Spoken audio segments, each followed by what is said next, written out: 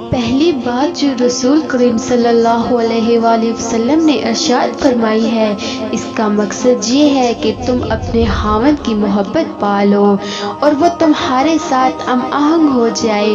یقیناً ہر عقل مند انسان کا مقصد اور خواہش اخلاقی کمال کا حصول ہے، خواہ وہ مرد ہو یا عورت۔ اسلام انسان کو روحانی، عقلی، بدنی اور اخلاقی کمال کے حصول کی تعلیم دیتا ہے۔ میری پیاری اسلامی بہنوں، تمہیں اپنے ظاہری حسن و جمال کے اختتام کے لیے اللہ تعالیٰ کے حلال کردہ جائزہ اشیاء مہندی، اسود سرما لگانا چاہیے اور زیورات پہننے چاہیے، کیونکہ بہترین عورت وہ ہے جس کی طرف اس کے خاوند کی ایک نظر پڑتے ہی اس کی آنکھوں سے خوش بختی جھلکنے لگے۔ آدمی حصول معاش کے لیے گھر سے نکلتا ہے تو وہ محنت کے باعث جسمانی طور پر تھک جاتا ہے، بعض اوقات اپنے کام کی مشقت کی وجہ سے دماغی تھکاوٹ کا شکار بھی ہو جاتا ہے اور بڑی شدت سے گھر لوٹنے کا انتظار کرتا ہے تاکہ تھکاوٹ سے چور جسم کو آرام و سکون مل سکے۔ لہٰذا جب وہ دن بھر کی مشقت کے بعد گھر میں داخل ہوتا ہے اور اپنی بیوی کے برتاؤ میں کوئی خوش کن پہلو نہیں دیکھتا تو اس کا مطلب یہ ہے کہ وہ اپنے خاوند سے تعلقات کے پہلے ہی مرحلے میں ناکام ہو گئی ہے، تو وہ یقیناً گھٹن اور تنگی محسوس کرے گا اور اس کے اظہار کے لیے طرح طرح کے بہانے تلاش کرے گا۔ کبھی کسی بات پر خفا ہوگا تو کبھی کسی کام پر ناراضگی کا اظہار کرے گا۔ اس کے برعکس جب وہ گھر واپس آنے پر اپنی بیوی کو ایسی حالت میں دیکھے جس سے وہ خوش ہو جائے اور اس کا دل جھوم اٹھے تو وہ بہت جلد ذہنی پریشانیوں اور جسمانی تھکاوٹ کو بھول جائے گا۔ لہٰذا بیوی سے خاوند کے محبت بڑھنے کے اسباب میں سے یہ بھی ہے کہ خاوند جب بیوی کی طرف دیکھے تو وہ اسے مسرور کر دے۔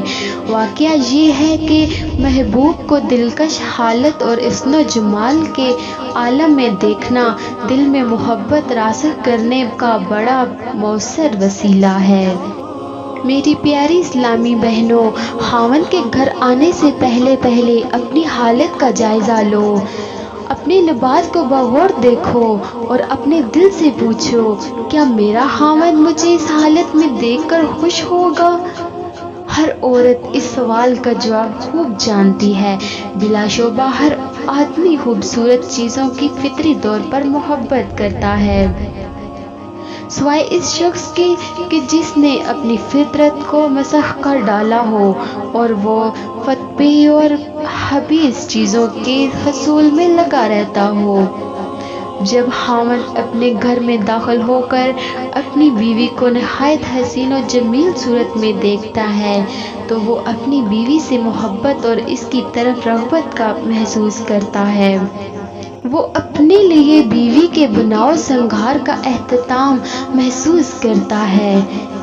اس کے برعکس بعض خواتین خاوند کے آ جانے کے بعد بھی گھریلو کام کاج مثلاً کھانا پکانے میں، کپڑے دھونے میں یا صفائی ستھرائی میں لگی رہتی ہیں۔ انہیں چاہیے کہ وہ تمام کام خاوند کی آمد سے پہلے ہی فارغ ہو جائے، اگرچہ اس کے لیے انہیں کچھ زیادہ محنت کرنی پڑے گی اور اضافی تھکاوٹ بھی برداشت کرنی ہوگی۔ اگر وہ ایسا کر لیں تو اس اضافی محنت اور مشقت کا صلہ انہیں بہت خوشگوار ملے گا۔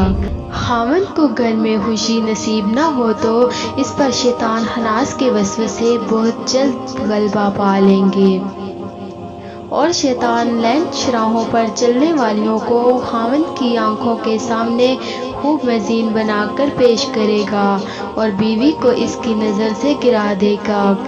پیاری اسلامی بہنوں، جب بھی تمہارا خاوند تمہاری طرف دیکھے تو اسے تمہارے ہونٹوں پر دلکش مسکراہٹ نظر آنی چاہیے، اگرچہ اس مسکراہٹ پر ایک لمحے سے زیادہ وقت نہیں لگتا، لیکن خاوند کے دل میں اس کی یاد ہمیشہ تازہ رہتی ہے۔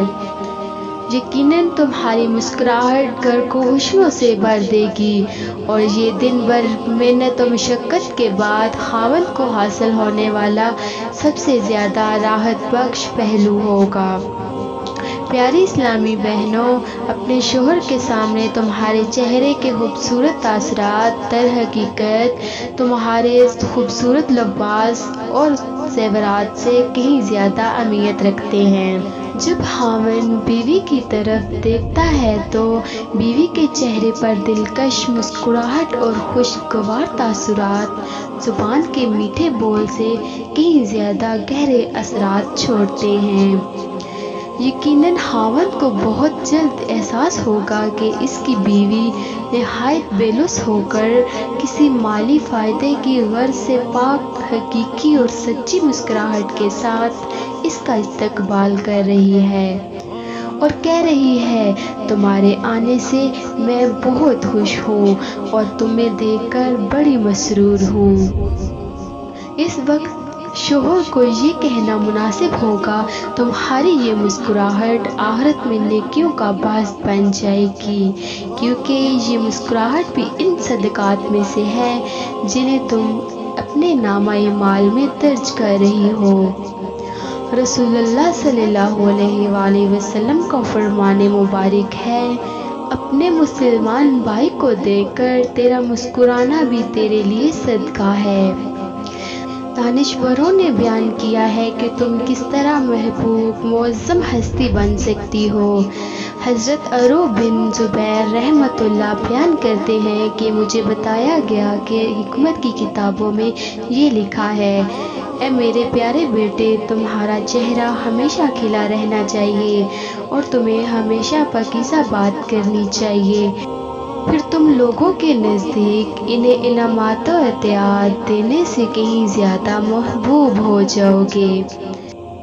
اور جناب سید بن ابی طائب بیان فرماتے ہیں، تمام لوگوں کے ساتھ مسکراتے چہرے کے ساتھ ملو، اگر تم ان سے مسکرا کر ملو گے تو تم محبت کے ایسے پھل چنو گے جو بہت پاکیزہ اور خوش ذائقہ ہوں گے۔ جناب منصور بن محمد زکریا رحمۃ اللہ نے یہ شعر کہے ہیں، تم جو بھی نیک اور اچھا کام کرو گے وہ اس وقت تک مکمل نہیں ہوگا جب تک تم مسکراتے چہرے والے اور عمدہ محاسن کے مالک نہ بن جاؤ۔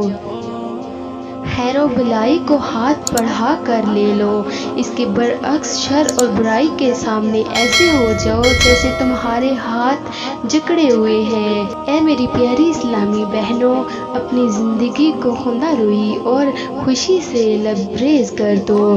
چہرے کی شفتگی تمہارے خاوند کو خوش کر دے گی اور تمہارے گھر میں خوشی کے چراغ روشن کر دے گی۔ خوب جان لو، تمہاری اس خندہ روئی اور مسکراہٹ کا سب سے زیادہ حقدار تمہارا شوہر ہے۔